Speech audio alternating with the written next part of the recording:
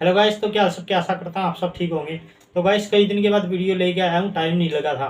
तो जो रीहायरिंग प्रोग्राम था वो मलेशिया के अंदर ऑलरेडी बंद हो गया, क्योंकि आज सैटरडे है और कल फिर संडे है और उसके बाद फिर न्यू ईयर आ जाएगा। तो 1 तारीख की वैसे ही पब्लिक हॉलीडे है। तो मलेशिया के जो स्टाफ है, जो लोकल स्टाफ होता है, वो कई दिन की छुट्टी पे चले गए होंगे। आपको पता है मलेशिया के अंदर ज़्यादा पब्लिक हॉलीडे आते हैं, तो कई कई दिन की छुट्टी चले जाते हैं। एक दो छुट्टी तो वैसे ही ले लेते हैं अलग से। तो आपको पता है 31 दिसंबर लास्ट था।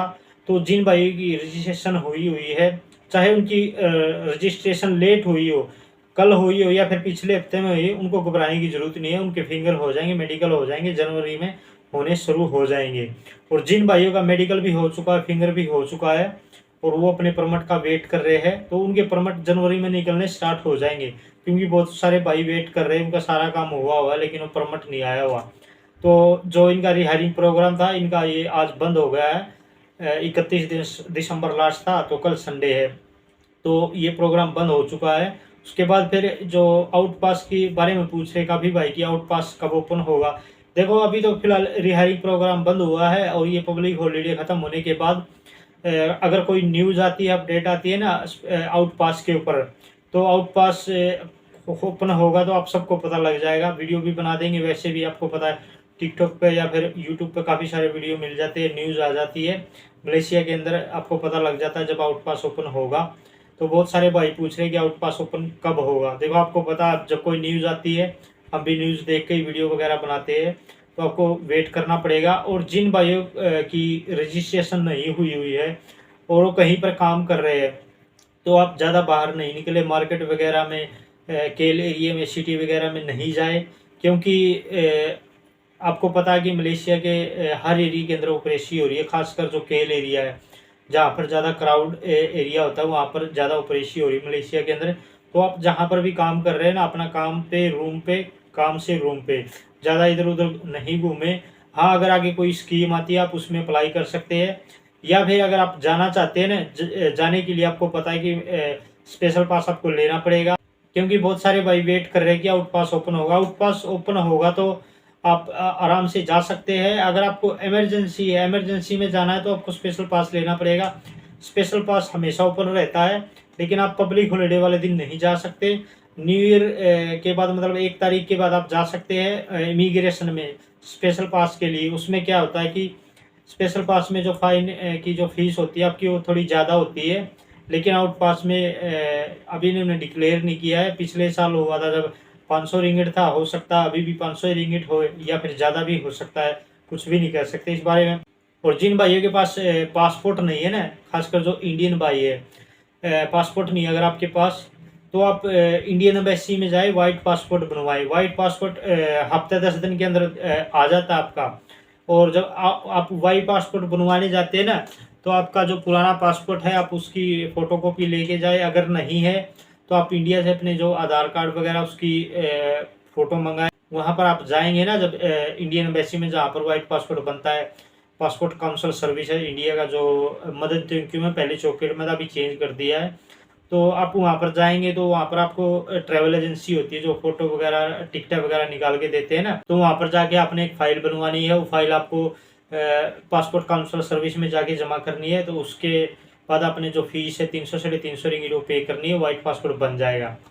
ठीक है ना। और बहुत सारे भाई अभी मैसेज कर रहे, कॉल कर रहे कि मेरा वीज़ा लग जाएगा। भाई अब टाइम ख़त्म हो गया, अभी कुछ भी नहीं कर सकते। मलेशिया के अंदर तो यही दुखड़े है सभी भाइयों के, मतलब किसी के पास पासपोर्ट नहीं है, किसी ने मतलब घुमा दिया है या फिर एजेंट लेके भाग गया, पैसे भी मर गए हैं।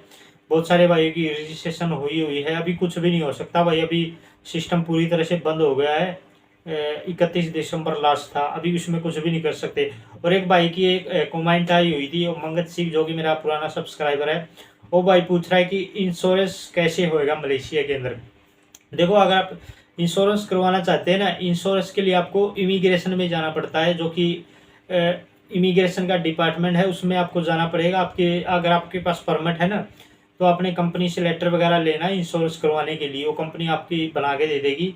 आपका एक परमिट होना चाहिए और ये आपकी कंपनी की जो लेटर वगैरह आप लेंगे, वो कंपनी का लेटर लेके जाना। आप फिर अपने पासपोर्ट की साइज फ़ोटो और ओरिजिनल पासपोर्ट आपने वहाँ पर लेके जाना। और इंश्योरेंस की जो फीस होती है 250 रिंगिट से लेके 1500 रिंगिट तक की इसकी फीस होती है। और जो इंश्योरेंस की डेट होती है इसमें 13 मंथ, 18 मंथ और 26 मंथ, मतलब आप 26 महीने का करवाना चाहते हैं, 18 महीने का करवाना चाहते हैं, 13 महीने का या फिर और ज़्यादा का करवाना चाहते हैं, तो आपने ज़्यादा फीस पे करनी है। तो ये फीस आपने एक दफ़ा पे करनी है। इंश्योरेंस का फ़ायदा ये होता है, अगर आपको कभी जैसे आप बाहर घूमने जाते हैं या फिर आप काम करते, कोई हार्ड वर्क काम करते, जैसे आप कंस्ट्रक्शन लाइन में काम कर रहे हैं, अगर बाई चांस आपका कोई एक्सीडेंट वगैरह हो जाता है ना, जो भी आपका क्लेम होगा वो क्लेम आपकी कंपनी करेगी। जैसे आपने इमिग्रेशन के थ्रू वहाँ पर आपने इंश्योरेंस की फाइल जमा की हुई है, तो जो भी कंपनी आपका इंश्योरेंस लेती है ना, वो कंपनी आपका जो भी मेडिकल का जो खर्चा होगा सारा कंपनी देगी। उसके अलावा फिर अगर कोई मेडिकल प्रॉब्लम आ जाती है, जैसे इमरजेंसी शरीर के अंदर कोई भी प्रॉब्लम हो जाती है, अगर आपको जाना है, तो उसमें भी आपकी जो इंश्योरेंस कंपनी है वही हेल्प करेगी। जो फर्स्ट है ना, फर्स्ट जो सबसे छोटा इंश्योरेंस है 13 महीने का, वो उसमें आपने 250 रिंगिट पे करने हैं। उसके अलावा फिर आप अगर आप एक्सपेंसिव करवाना चाहते हैं 18 महीने का या फिर 26 महीने का करवाना चाहते हैं, वो भी करवा सकते हैं। उसमें थोड़ी फीस ज़्यादा होती है। तो 250 रिंगिट से लेके 1500 रिंगिट तक का इंश्योरेंस होता है। तो इंश्योरेंस का फ़ायदा ये है कि अगर आप कोई मेडिकल प्रॉब्लम होती है उसमें काम आ जाता है। बाकी मलेशिया के अंदर इंश्योरेंस का वैसे कोई फ़ायदा नहीं है।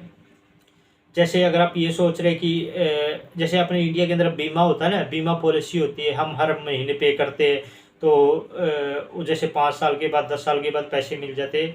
ये स्कीम सिर्फ लोकल आदमी के लिए, हमारे लिए नहीं है।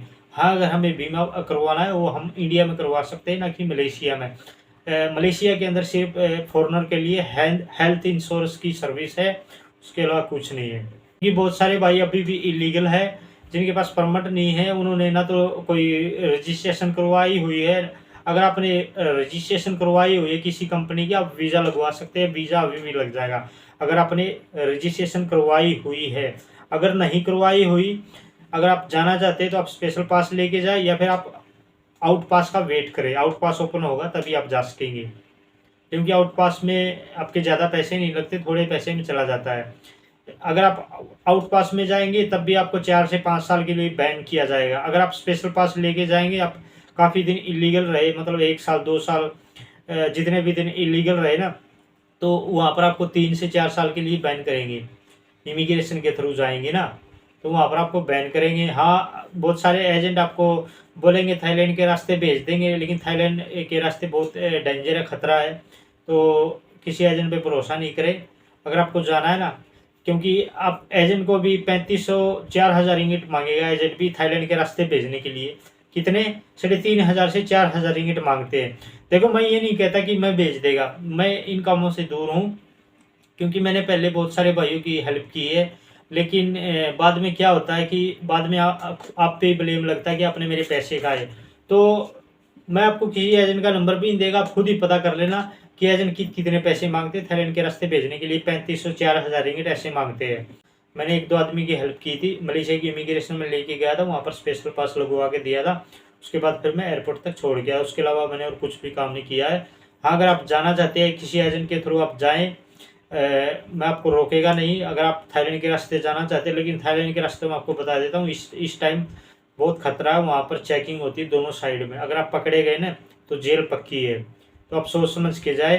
क्योंकि अगर आप 3500 से 4000 रिंगिट एजेंट को देंगे ना, इतने पैसे आप इमिग्रेशन में, जो मलेशिया की इमिग्रेशन में है, वहाँ पर जाके आप पे करें, आप लीगल तरीके से जाए, उसमें आपको कोई भी खतरा नहीं होएगा। हाँ, उसमें आपको बैन कर दिया जाएगा। हाँ, अगर आप जा रहे हैं तो आप बैन करने से क्यों डर रहे हैं? अगर आपको वापस नहीं आना ना, क्योंकि मलेशिया के हालात आपको पता है, मलेशिया के अंदर काम नहीं है, सैलरी नहीं है, और हर जगह फ्रॉड है, धोखाधड़ी है। तो मलेशिया में वापस आके क्या करेगा? अगर आपको जाना है तो मलेशिया की इमिग्रेशन के थ्रू जाए, ना कि एजेंट के थ्रू, क्योंकि वही पैसे आपको एजेंट को पे करने हैं। एजेंट का कोई भरोसा नहीं आपको निकालेगा कि नहीं निकालेगा, लेकिन इमिग्रेशन में आप जाके पे करेंगे ना फाइन, तो आप पक्का, मतलब 100% आप जाएंगे लीगल तरीके से। तो गाइस, ऐसा करता हूँ वीडियो पसंद आएगा, और वीडियो पसंद है चैनल को सब्सक्राइब कर देना, वीडियो को शेयर जरूर कर देना। तो जय Hind, Vande Mataram, take care guys.